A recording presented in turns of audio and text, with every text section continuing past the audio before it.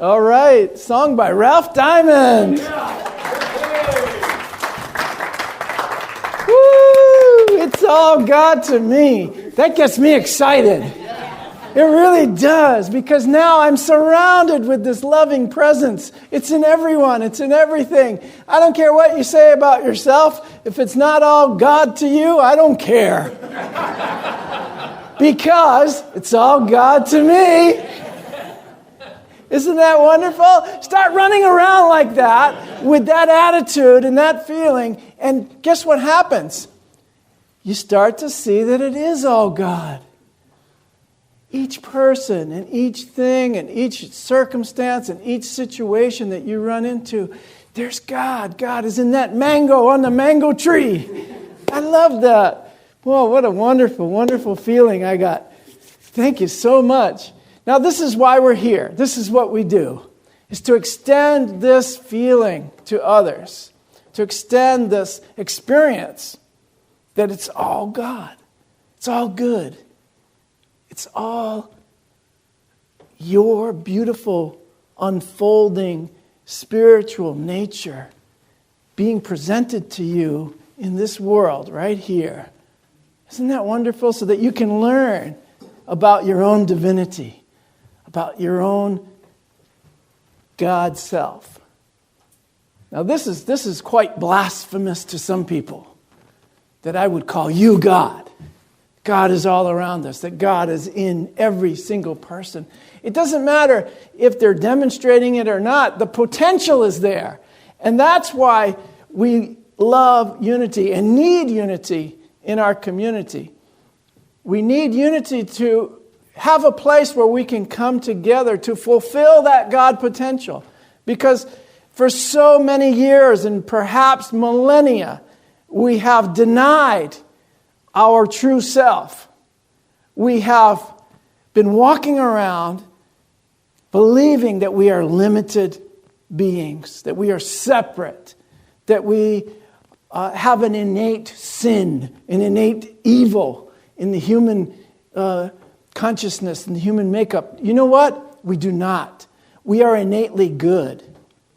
In unity, we like to celebrate our original perfection, our original innocence. And if you see that there's perhaps a sin or a mistake, which is what sin means, a missing of the mark. A missing of the mark is really just a shift of your focus. I didn't hit the target that time.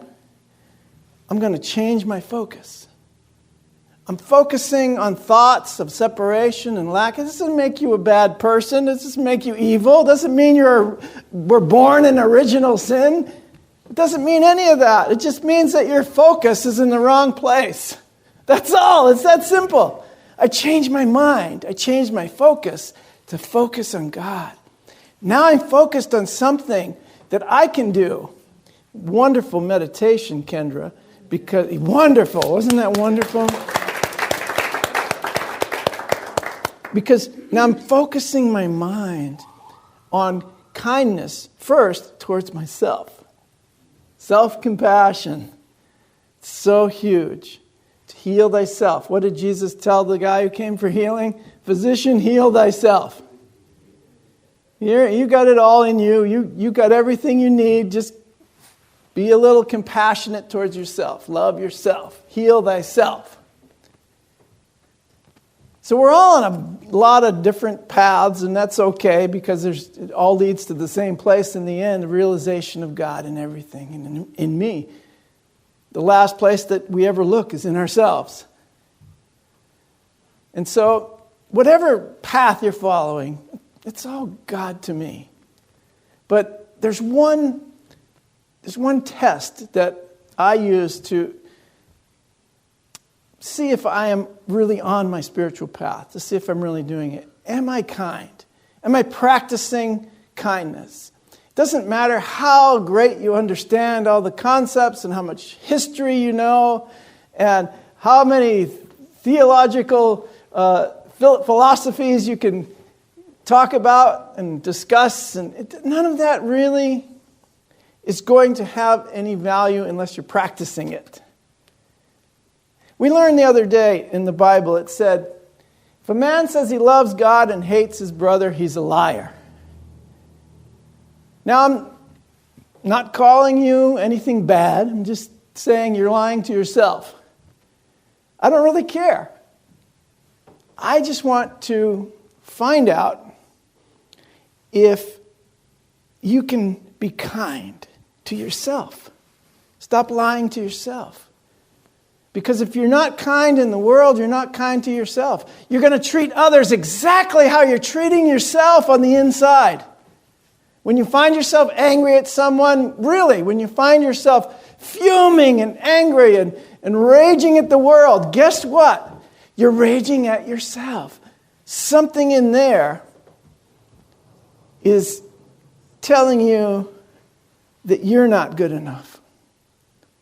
And that's the place where you need to focus your kindness, you focus your love, focus your attention, refocus your attention to that beautiful Christ child within you. And heal that child. That child is you, that Christ child. It's the child of the loving God who needs your care and your compassion and your attention. So that being said, how are we going to take this energy of kindness and extend it to those that we disagree with? Well, it was pretty obvious in the meditation. We start with ourselves, extend it to our friends and loved ones, and don't stop there. Keep going.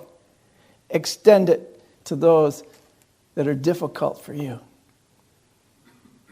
And guess what? You'll be extending it to the deepest, darkest part of yourself that you always wanted to avoid. The part of yourself you didn't think was worthy. The part of yourself that you say, nobody's ever going to find out about that part of myself. You need to extend that love. But that person, guess what? The person out there that's difficult for you is just a mirror for that part of yourself. So when you extend them love, it's going to come back. It's an amazing thing.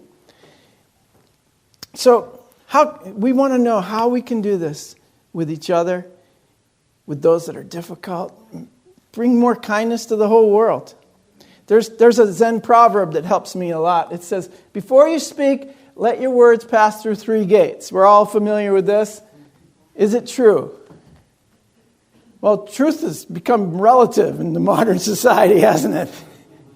So is it true based on universal truth? Let's go to, is it true? You are a holy child of God. It's all God to me. That kind of truth. You are the light of the world truth. You are only attacking yourself and you can heal yourself truth. Is it coming from that truth?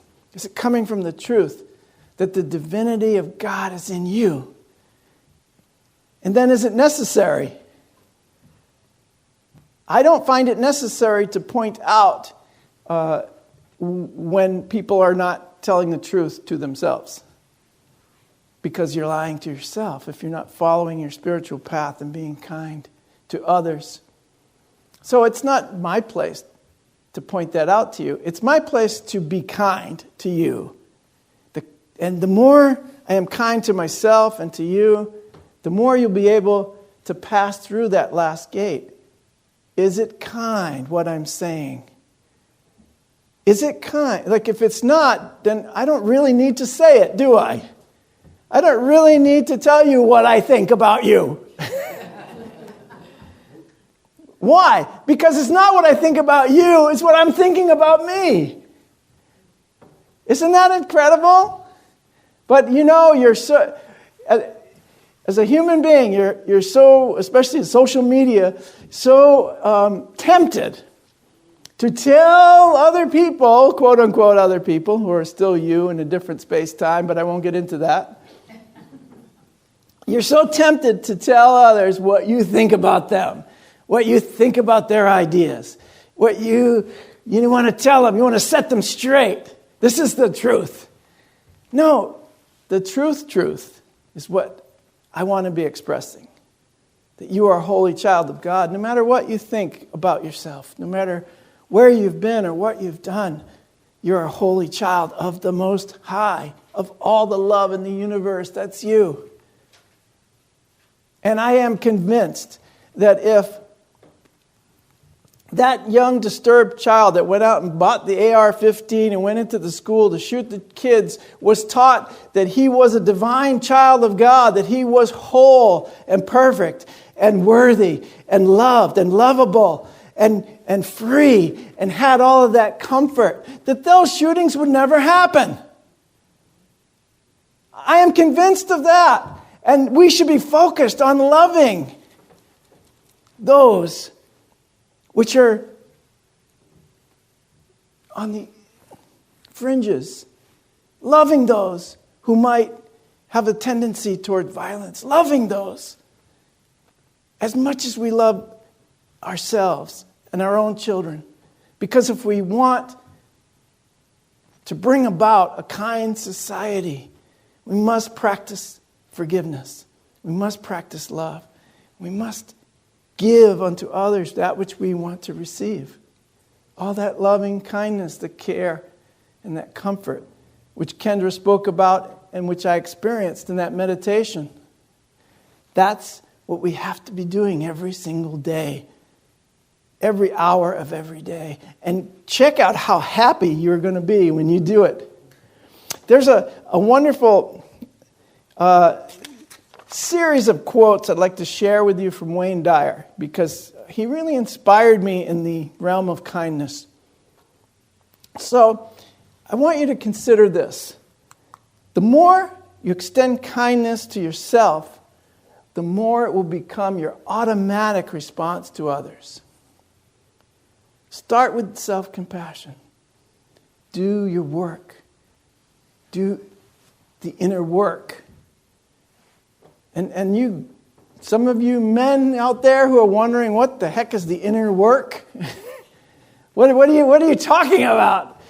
I read something recently. There's nothing more sexy than a guy who has done his inner work. Keep that in mind. The one who's healed his past hurts. That's what I'm talking about. The one who's let go of the violent and competitive attitudes. The one who can walk this world in compassion and love and know that that's his strength. Not fighting with someone or picking up a gun. That's your weakness. Defending your limited point of view. That's your weakness. Trying to understand someone else's point of view. That's your strength.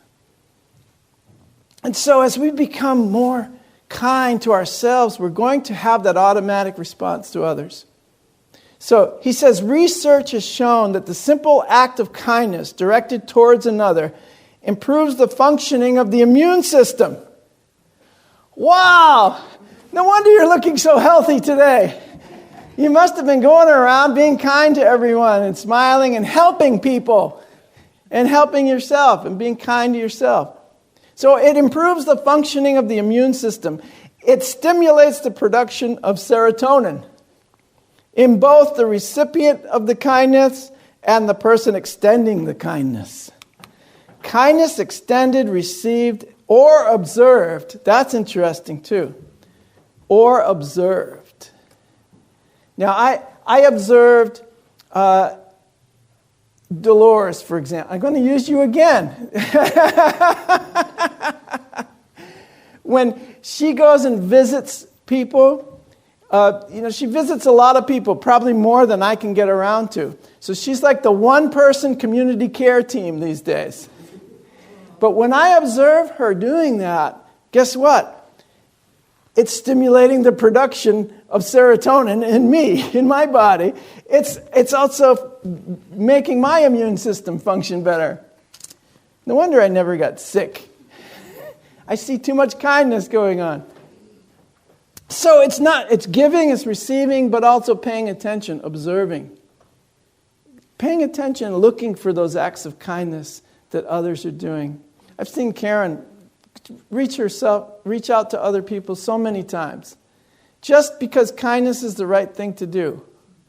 Just bringing somebody a meal or helping them in some way that we may, just overlook completely.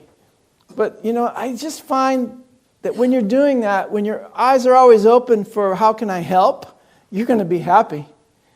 I see, happy, prosperous, and healthy people walking around here, content, safe, secure, strong, confident. I see confident, strong, amazing people around here. Why? Because you're being kind to others and to animals. I love that. Somebody says, you want to see the character of a person, see how they treat animals. So this is a wonderful thing because it impacts the physical health and feelings of everyone involved, but it also impacts your emotional health. And it impacts your ability to be spiritually connected. And it happens automatically. It's such a wonderful and an easy way to get back in the spirit. Just being kind to someone, bringing them a gift, bringing them a meal. We brought somebody some soup. Lily cooks these amazing soups.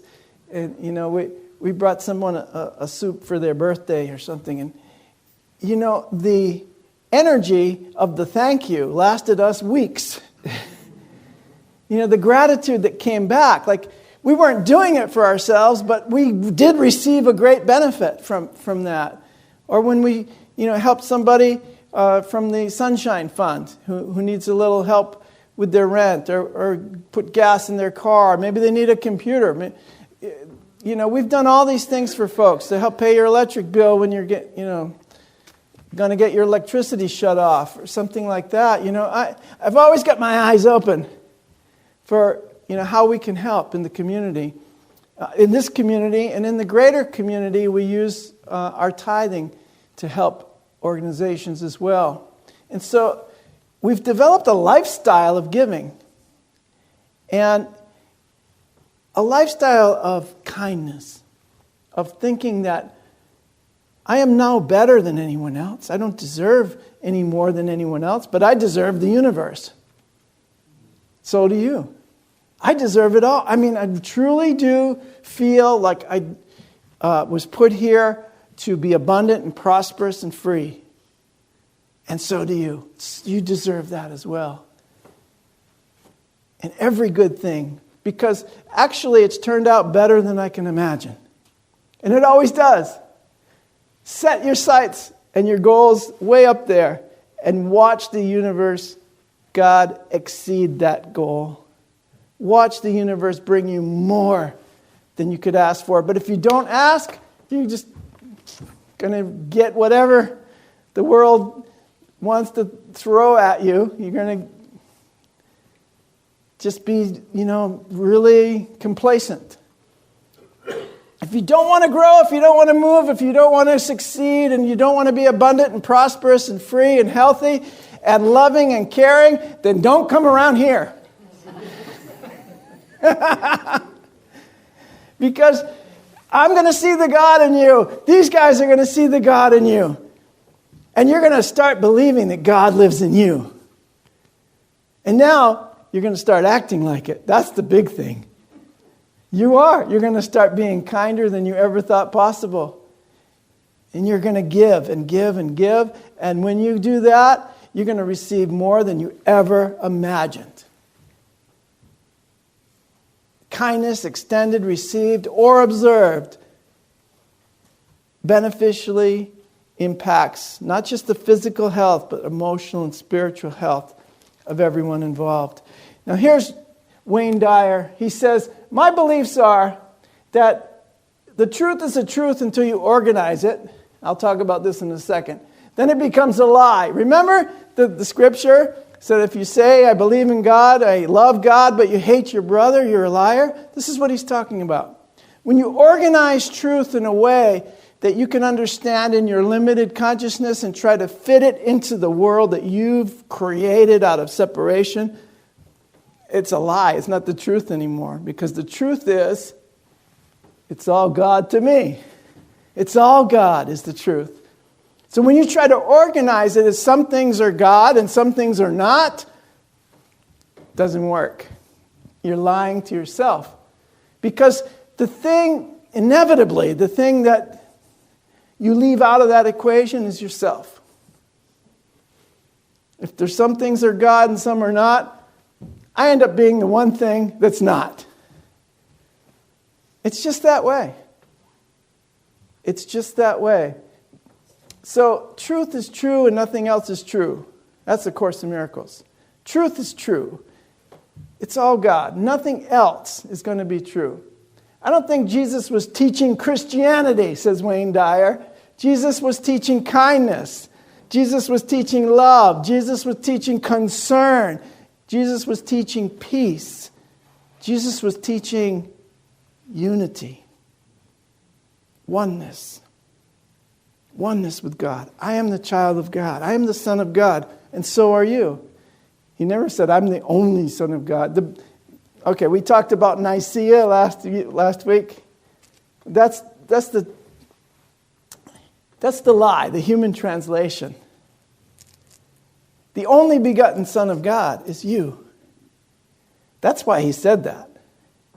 I am is the way, the truth, the life. Not I am, this person is the way, the truth, the life. The I am within is the truth, the way, and the life. Forget that little word is in there. I am is the way, the truth, and the life. Not the ego, but the God that you are, the spirit that you are. So, Jesus was teaching kindness. Buddha was teaching kindness. All the teachers of the whole world were teaching one thing: kindness, love, compassion, unity. The Dalai Lama, I love this guy. My religion's very simple. My religion is kindness. I put it out on the sign. Our religion is kindness. What did it say on the firehouse in Osterville, John? Kindness is sunshine regardless of the weather. Kindness is sunshine regardless of the weather. Now, I had no idea they were going to put that out there. But it just shows you the synchronicity of the Spirit. And this is the wonderful thing about practicing these principles for yourself, is that you begin to see it everywhere. You begin to see how innately simple it is, and how everyone is called to practice the same thing you are, regardless of their religion or their faith or their lack of religion or their lack of faith or their lack of spiritual path or their intensity of their spiritual path. Everyone is called to practice kindness. Everyone. It's the one thing that I don't think anyone in this world will deny, is that this is the one thing that will bring me into the fulfillment of what being a human being means. For when we find our common humanity, we will find our common divinity. It's right there in the same place. So the Dalai Lama says this: my religion is simple. This is my simple religion. There's no need for temples, no need for complicated philosophy. Our own brain, our own heart is our temple, and the philosophy is kindness. He also says that love, compassion, and kindness are not luxuries in life, they are necessities. They are necessities. And the more that we extend that to others, the more we will receive. We cannot live without these attributes of life: love, compassion, kindness. Instead of thinking the world owes us something and we're always looking for it to come from out there, from someone else, let's give it and see how it comes back. Just as our opening prayer, I send it out in all directions and it comes back to me multiplied. That's the law of the universe, my friends. So let's just keep sending it out in all directions. Remember, the first rule of living a happy life is be kind. The second rule of living a happy life? Be kind. And the third rule of living a happy life? See rule 1. Be kind. This is Mark Crowd. Thank you, guys. I love you so much.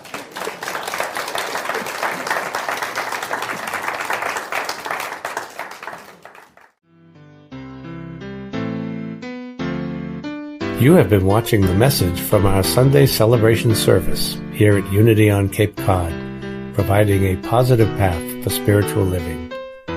Please join us every Sunday morning at 10 a.m. at 147 Walton Ave, Hyannis, Mass., and visit us online at unityoncapecod.org. This video was made possible in part through a grant from Unity Worldwide Ministries and the Templeton Foundation.